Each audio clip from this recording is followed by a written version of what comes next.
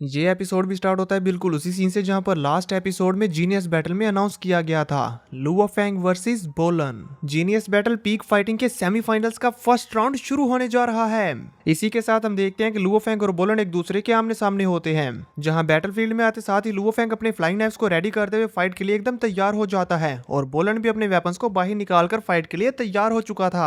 अब जैसे इनकी फाइट स्टार्ट होती है तो लुओ फेंग तेजी के साथ आगे बढ़ते हुए अपने फ्लाइंग नाइफ्स और स्वॉर्ड के साथ बोलन के ऊपर हमला करना शुरू कर देता है। जहां पर हम देखते हैं कि बोलन तो बड़ी आसानी के साथ लुओ फेंग के सभी फ्लाइंग नाइफ्स को इधर उधर बिखेर देता है। और जब फेंग अपनी स्वॉर्ड के साथ उसके ऊपर हमले कर रहा था तो हम देखते हैं कि बोलन के लिए तो फेंग को रोक पाना ऐसे था जैसे कि वो किसी बच्चे के साथ फाइट कर रहा है।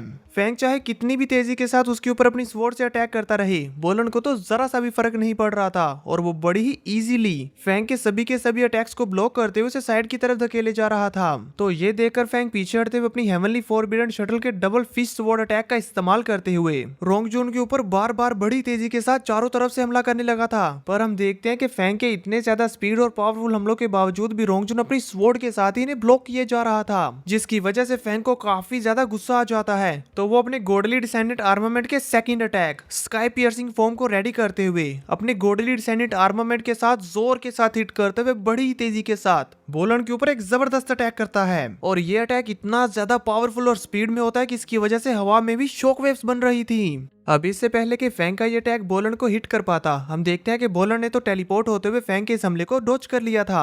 उसको इतनी तेजी के साथ अपने अटैक से बचता हुआ देखकर लुओ फेंग भी काफी शॉक्ड होता है। अब इससे पहले कि उसे कुछ समझने का मौका मिलता तभी हम देखते हैं कि बोलन फेंग के पीछे टेलीपोर्ट होकर उसके ऊपर ही हमला करने लगता है और ये चीज फेंग को भी रियलाइज हो चुकी थी।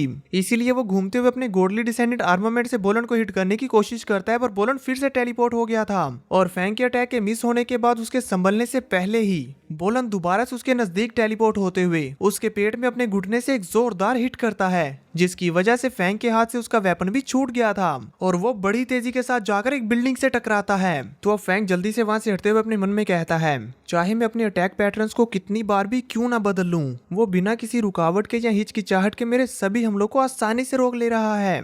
तो चलो फिर मैं ये ट्राई करता हूँ। जो सोचते हुए हम देखते हैं कि फेंग ने अपनी स्पिरिचुअल पावर का इस्तेमाल करते हुए बैटलफील्ड से बहुत बड़ी चट्टान को उठाकर बोलन के ऊपर थ्रो कर दिया था, जो सीधी जाकर बोलन के ऊपर गिरती है और वहां पर बहुत बड़ा ब्लास्ट हो गया था। पर इसके बावजूद भी लुओ फेंग नहीं रुकता। वो अपने 9 क्लोन्स बनाते हुए उन सभी 9 क्लोन्स की क्लाउड रबिंग वाइन का इस्तेमाल करते हुए बोलन को चारों तरफ से जकड़कर उसके आसपास क्लाउड रबिंग वाइन की एक बॉल बना लेता है, जिसकी हेल्प से उसने बोलन को ट्रैप कर लिया था। और फिर इसी के साथ वो तेजी से अपने गॉडली डिसेंडेंट आर्मामेंट की स्काई पियर्सिंग फॉर्म का इस्तेमाल करते हुए बोलन के ऊपर हमला करता है। ये फेंग की एक न्यू ट्रिक होती है ताकि बोलन को मालूम ही ना हो कि उसकी तरफ एक पावरफुल अटैक आ रहा है। पर हम देखते हैं कि फेंग के इस अटैक के उसके साथ हिट होने से पहले बोलन ने खुद को लुओ फेंग के क्लाउड रबिंग वाइन के ट्रैप से आजाद करवा लिया था और उसे मालूम हो चुका था कि फेंग का पावरफुल अटैक उसकी तरफ बढ़ रहा है। पर फिर भी वो इसे रोकने के लिए कुछ नहीं करता, सिर्फ अपनी स्वॉर्ड को सामने करते हुए वो फेंग के अटैक को ब्लॉक करने लगता है। और जैसे ही फेंग की स्काई पियर्सिंग फॉर्म जाकर उसकी स्वॉर्ड के साथ टकराती है तो वहां पर एक बहुत बड़ा ब्लास्ट होता है, जिसकी वजह से वहां चारों तरफ डस्ट फैल गई थी। और ये अटैक करने के बाद हम देखते हैं कि लुओ फेंग की हालत भी अब काफी हद तक खराब हो चुकी होती है। अब जैसे ही वहां से डस्ट खत्म होती है तो हम देखते हैं कि बोलन ने तो लुओ फेंग की स्काई पियर्सिंग फॉर्म को हवा में ही रोका हुआ था, जो देखकर फेंग और भी ज्यादा शॉक्ड हो जाता है। वहीं बोलन फेंग से कहता है, बस इतना ही? तुम सिर्फ यही कर सकते हो?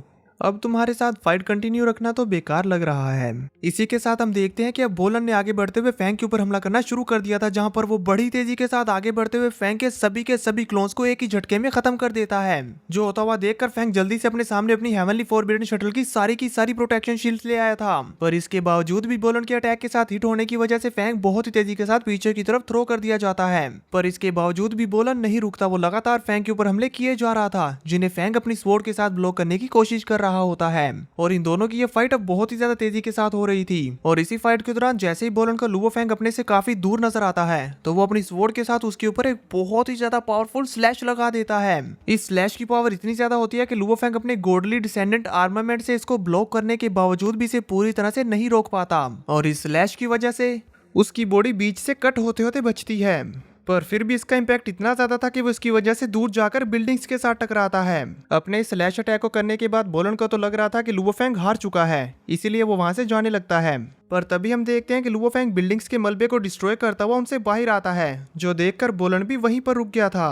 और अब तक लुओ फेंग की हालत बहुत ज्यादा खराब हो चुकी थी, वो तो ढंग से खड़ा भी नहीं हो पाता और अपने घुटनों पर आ गया था, जबकि उसकी क्लाउड रबिंग वाइन्स उसके घाव को भरने की कोशिश कर रही थी।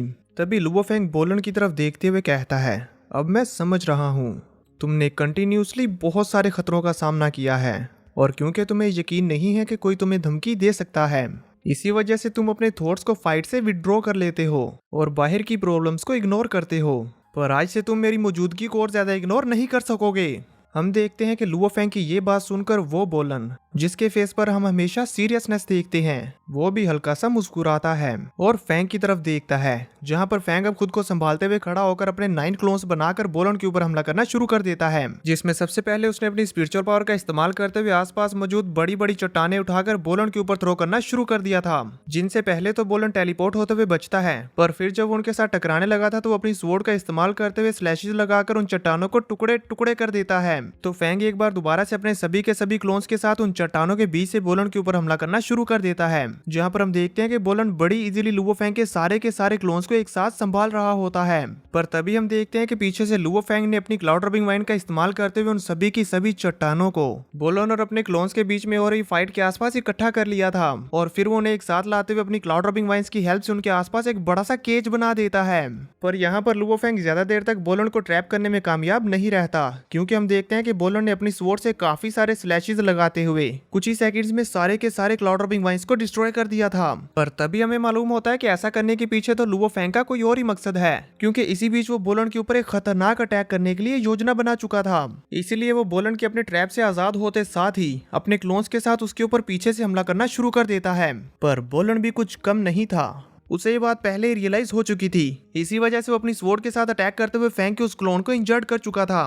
पर तभी फेंग का दूसरा क्लोन बिजली की तेजी के साथ उस पर स्काई पियर्सिंग फॉर्म से अटैक करने वाला था, पर बोलन उसे भी फेल कर देता है। और क्योंकि इस वक्त लुओ फेंग उसके बहुत ज्यादा करीब होता है, इसीलिए उसने उस पर अपनी सोल सीलिंग टेक्निक का इस्तेमाल कर दिया था, जिसकी वजह से बोलन अपनी कॉन्शियसनेस में खो जाता है सिर्फ कुछ मिली सेकेंड्स के लिए। अब क्योंकि बोलन लुओ फेंग की सोल सीलिंग टेक्निक से हिट हो चुका था और एक तरफ से लुओ फेंग की स्काई पियर्सिंग फॉर्म थी और दूसरी तरफ से रियल फेंग उसके ऊपर जोरदार पंच कर रहा था, तभी बोलन जल्दी से अपनी कॉन्शियसनेस में वापस आते हुए फेंग की स्काई पियर्सिंग फॉर्म को फेल करता है। पर इसी बीच फेंग का पंच उसे जोर से हिट हो गया था, और यहाँ पर हम देखते हैं कि फेंग ने अपने इस पंच में अपनी पूरी जान लगा दी थी, जिसकी वजह से बोलन बड़ी तेजी के साथ बहुत सारी बिल्डिंग्स को तोड़ता हुआ दूर जाकर गिरता है। और यहाँ पर अब फर्स्ट टाइम लुओ फेंग बोलन को हिट करने में कामयाब हुआ है, जो देखकर फेंग की फैमिली काफी ज्यादा खुश हो गई थी। जबकि रोंगजुन कहता है, क्या वो?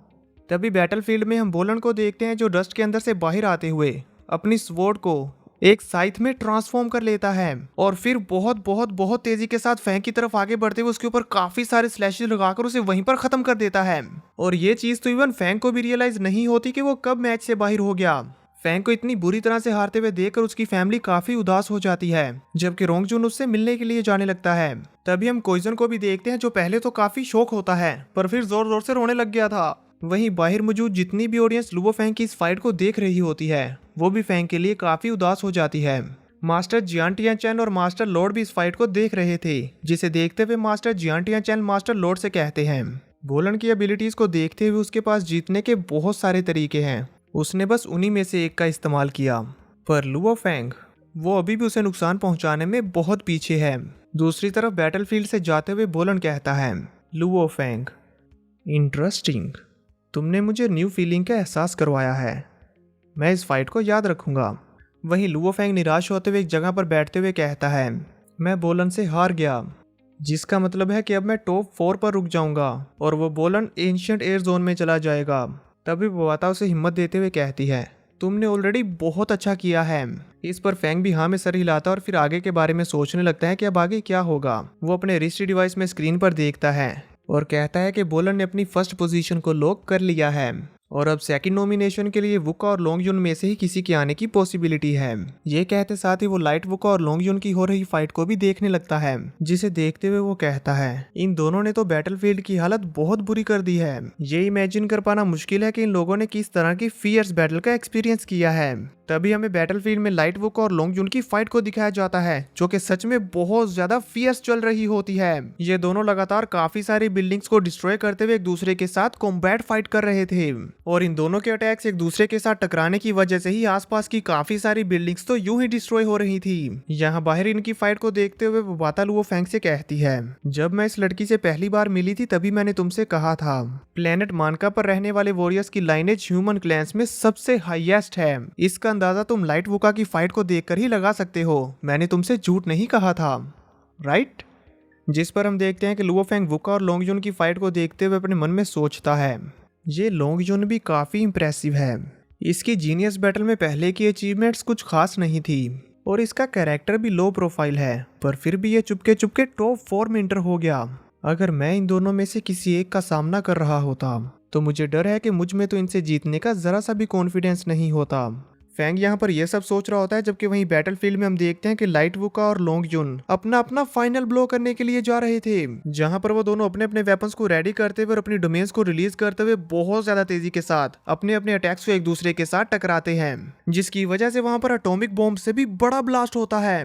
और इसी जोरदार धमाके के साथ इन दोनों की ये फाइट यहीं पर खत्म हो जाती है और हमें दिखाया जाता है कि इन दोनों के वेपन्स एक दूसरे की बॉडी में बुरी तरह से धंसे हुए होते हैं, जो देखकर बाहर मौजूद ऑडियंस लुओ फेंग, बबाता और बाकी सबको तो कुछ भी समझ नहीं आता कि इन दोनों में से अब कौन जीतेगा, जबकि लाइट वुका तो अभी भी जोर जोर से हंस रही होती है। और इसी के साथ ये दोनों एक साथ ही बैटलफील्ड से गायब हो जाते हैं, जो देखकर रोंगजुन कहता है, क्या इन दोनों की एबिलिटीज एक दूसरे के साथ इतनी ज्यादा मिलती जुलती हैं कि ये दोनों एक साथ हार गए? उसकी ये बात AHN भी सुन रही थी, इसीलिए वो उससे पूछती है, तुम्हें क्या लगता है इन दोनों में से कौन जीता होगा? वहां पर मौजूद जितने भी वॉरियर्स इस फाइट को देख रहे होते हैं वो आपस में बात करने लगते हैं। हमें लगता है कि लोंगजुन जीतेगा, हमें लगता है कि वुका जीतेगी। इन सभी में से जो कोई जिसको सपोर्ट करता था वो उसी के बारे में बात कर रहा था और किसी को भी कुछ भी समझ नहीं आ रहा था कि एक्चुअल में इस मैच का विनर कौन है। हम देखते हैं कि फैंटम जेलास और लुओ फेंग भी यही सोच रहे होते हैं। तभी हम देखते हैं मास्टर जियो जियान को, जो इस जीनियस बैटल को रिप्रेजेंट कर रहे हैं।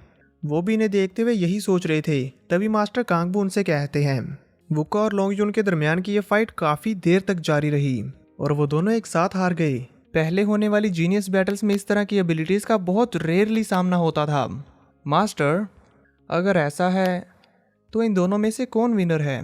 जिस पर हम देखते हैं कि मास्टर जियो जियान तो यहाँ पर काफी सोच में होते हैं। अब इससे पहले कि हमें उनकी सोच के बारे में कुछ भी पता चल पाता, तभी सीन चेंज होता और हमें दिखाया जाता है कि मास्टर जियो जियान यहाँ सभी जीनियसिस के पास आकर अनाउंस कर रहे थे, इस सेमीफाइनल में वुका और लोंगजुन के विन रेट्स 50% हैं और इनकी ओवरऑल एबिलिटीज भी एक दूसरे से काफी मिलती जुलती हैं। इसके अलावा ये दोनों अपनी अपनी कॉम्बैट पावर इस फाइट के एंड में खो चुके थे। मैं इस मैच को अनाउंस करने के लिए कंपनी को रिप्रेजेंट कर रहा हूँ। यहाँ पर मौजूद सभी वॉरियर्स उनकी ये बात सुनकर काफी सीरियस होते हैं कि अब ये आगे क्या बोलेंगे। तो मास्टर जियो जियान थोड़ी देर के बाद कहते हैं, ये मैच ड्रॉ होता है। जो सुनकर वहां पर मौजूद ज्यादातर वॉरियर्स कहने लगे थे, इसका विनर वुका को होना चाहिए, ये तो क्लियरली नजर आ रहा है कि इसकी विनर वुका है। जिस पर मास्टर जियो जियान उन्हें शांत करवाते हुए कहते हैं, second ancient air zone region के ऑनर और नॉमिनेशन को एक एडिशनल मैच के थ्रू चूज किया जाएगा। इसी के साथ वो इशारा करते हुए वहां पर बड़ी बड़ी स्क्रीन पर दिखाते हैं कि उस मैच में क्या होगा, जिसमें हमें दिखाया जाता है कि अब इस एडिशनल मैच के 3 राउंड्स होंगे, जिसमें सबसे पहला होगा लुओ फेंग वर्सेस वुका। सेकंड, इसमें जो कोई भी जीतेगा वो लोंगजुन के साथ फाइट करेगा और इन तीनों की इस ग्रुप बैटल का विनर जो कोई भी होगा वो सेकंड नॉमिनेशन और एंशिएंट एयर जोन का ओनर बनेगा।